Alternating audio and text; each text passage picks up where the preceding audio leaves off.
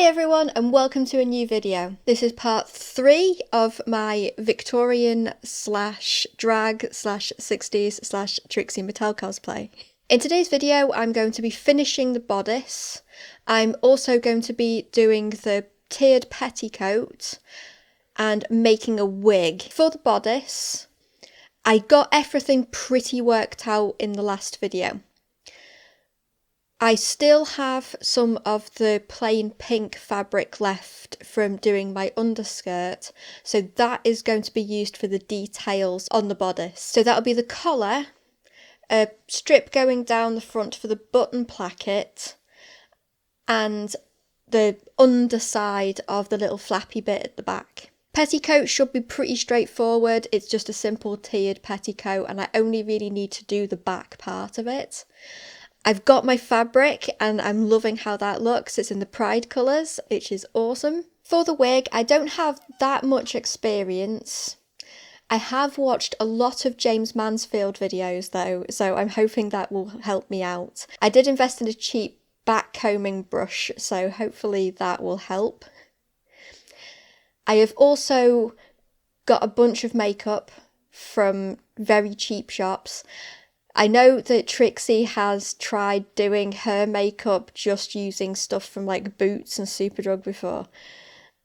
I am going to be taking it one step further and trying to do a Trixie Mattel makeup using basically stuff from pound shops because I don't have a lot of money to put on makeup. I'm hoping this works out. It should be fun either way. If it looks bad, then that'll just be funny. But I'm really hoping that this turns out how I want to. So without further ado, let's get started.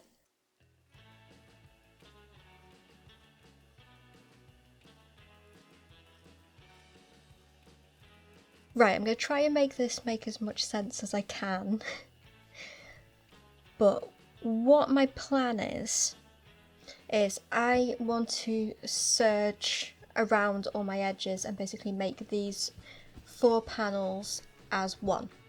I didn't have enough fabric to line the whole thing, but I do have enough to do the back, which is the most important bit. I've got these little bits here that are wider, and that's because I want these to be poking out. The plan is I'm going to serge around the outside of each one like that, leaving this bit loose. Then when it comes to the actual assembly and stuff, what I'm going to do is just clip in these little bits and then I can fold this bit under neatly and stitch that down like so. And then these bits of the pink will get stitched together like that. So they'll flip under. I hope that makes sense. The idea is that I want the pink bits to be poking out. I've got another bit which is going to go underneath this, and this will get this way. This will get attached along the bottom and the sides, and then it'll get flipped kind of to the underside. Hopefully it will make a lot more sense once I'm actually doing it. It's a bit difficult to explain.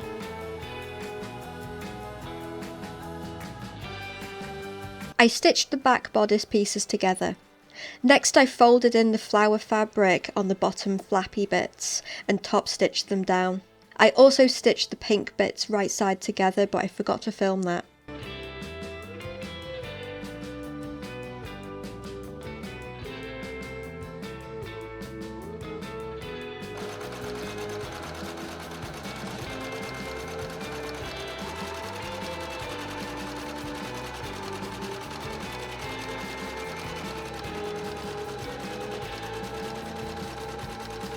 I sewed the fronts to the backs at the shoulder, leaving the side seams open. I then attached the sleeves first at the sleeve head and then stitched along the arm and side seams in one go.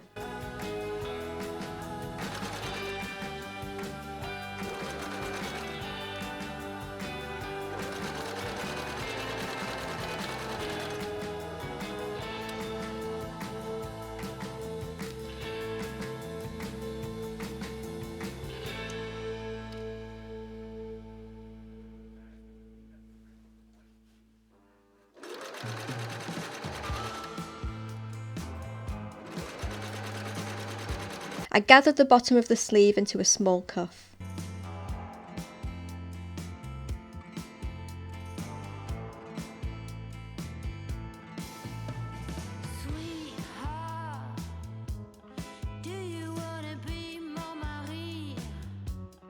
I added a contrast button placket to the front.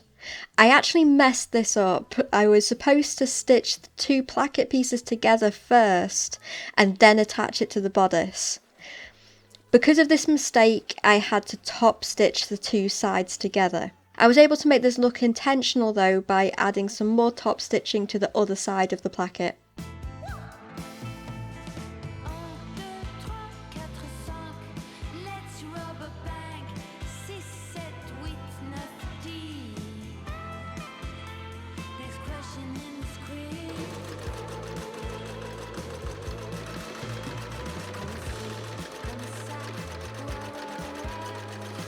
For the collar, I stitched along the long side, clipped my corners and turned it right side out.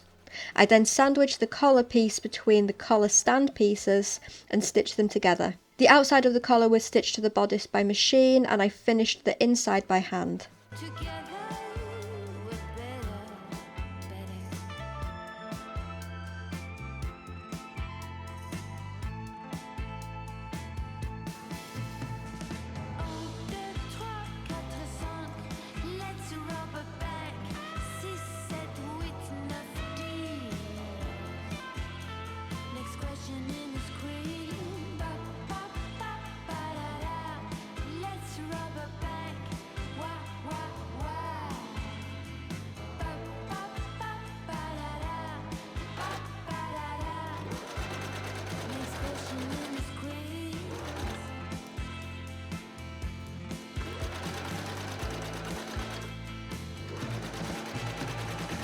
The lining piece was attached right sides together along the bottom.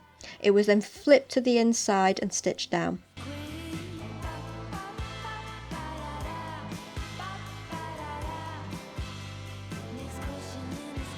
Lastly, for the bodice, I added buttons and buttonholes for closures.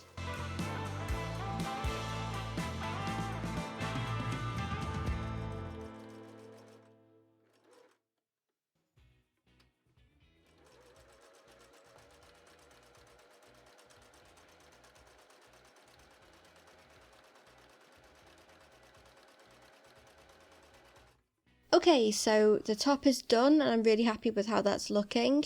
Now I've got to do the petticoat.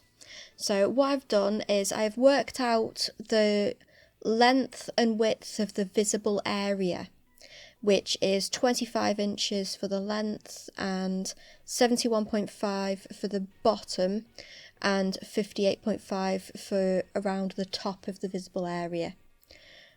I've got the measurements for the bits that's going to go over the actual bustle bit, which is going to be hidden. And then I've got my ruffles. So I just did 25 divided by 6, which is how many colours I've got. And that gave me 4.1, but I want there to be a bit of overlap. So for the actual panels, that's going to be 5 because I want my seam allowance. And then for the ruffles, I've got 6, so I'll get my seam allowance in there and a little bit of overlap. So now I have just got to cut all the pieces out of my different coloured fabrics. I've got purple, a kind of, the blue isn't very blue, unfortunately. The blue is more purpley, but that's okay. I can live with that. It still looks different to the purple. I've got green, yellow, orange and red, so all the colours of the pride flag. I ripped all my pieces so I knew they would all be the same and on grain. I then hemmed all the ruffle pieces. After serging everything, which took an age, I added gathering stitches to the ruffles. Next, I stitched all the panels together. Right, so now I've got a pride flag that is in desperate need of ironing. I've checked the length of it and it is just the right size, which is awesome. The next thing I need to do is put the ruffles onto it. It is now 9 o'clock at night and my neighbours are going to get seriously pissed if I continue sewing. So I am going to give it a break for tonight and do the rest tomorrow. It does mean that unfortunately my video probably is going to be a day later than I would have liked. I was hoping to get everything done and uploaded while it was still Pride Month, but it's looking like it's going to be Friday now, which is the 1st of July. So, a little bit annoying, but it can't be helped. I'm really happy with how this is going though. I think it's going to look really, really cool once it's all finished. Okay, so it's a new day, and what I've done is I've cut myself out the panel that's going to go at the very top, going over the bustle cage. I've just done a little bit of a slit here so I can get it on and off, and just bound that with some bias binding. I don't know why I bothered picking out like a red one and stuff, because nobody's ever going to see it anyway. What I'm going to do now is I've got to attach this to this, give everything a heckin' good press, and then attach my ruffles. The way I'm going to do this is I'm going to sew them on upside down, and then when it's actually worn, these will flip over and you're not going to be able to see any of the seams.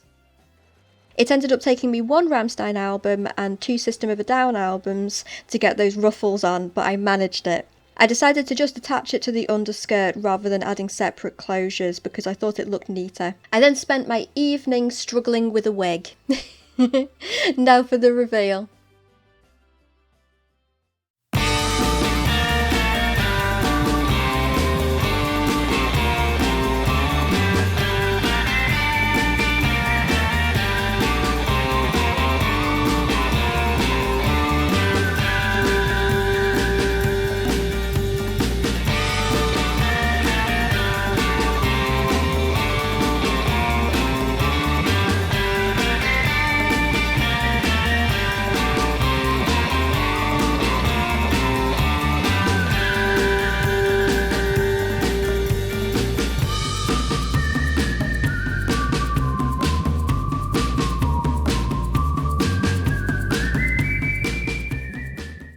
I had to take the makeup off and the wig off and everything because I was dying from heat.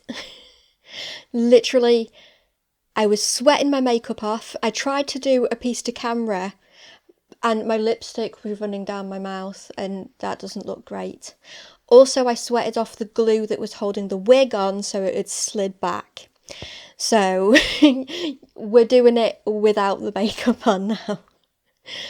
I am so pleased with how this turned out though. Seriously guys, I am so happy. It looks pretty much exactly like I envisioned it. The outfit itself, I'm so pleased.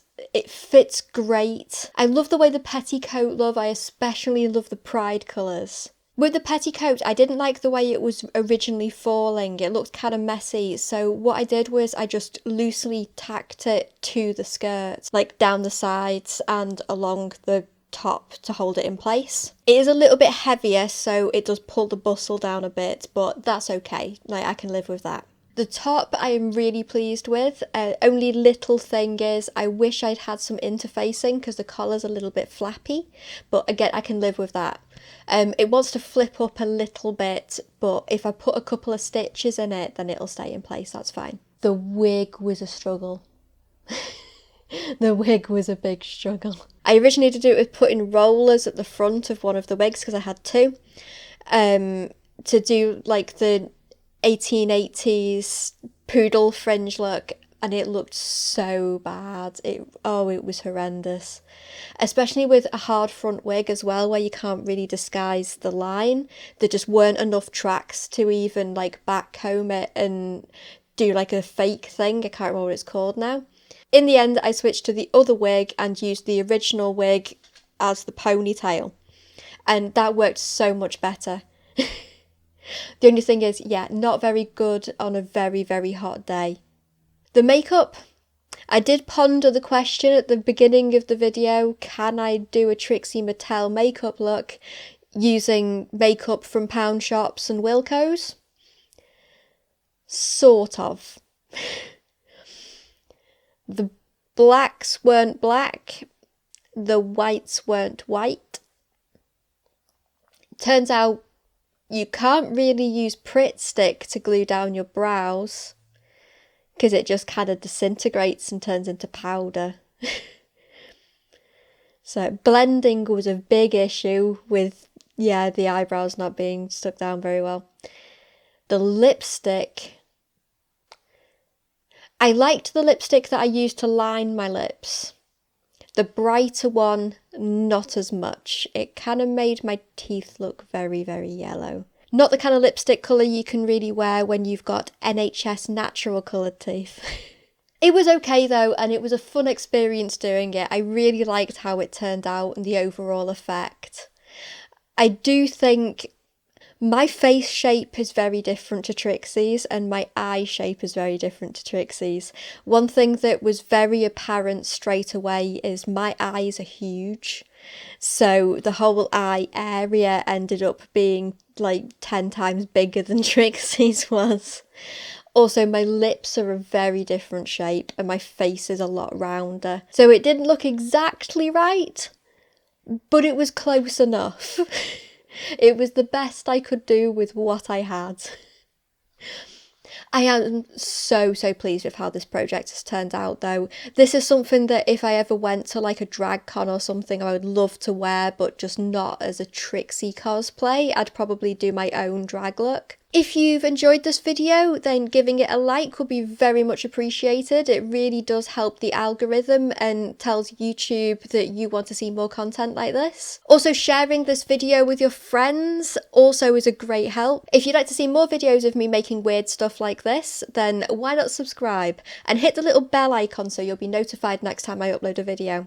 I do my very best to upload a video every Friday. Thanks very much for watching and I will see you next time. Bye!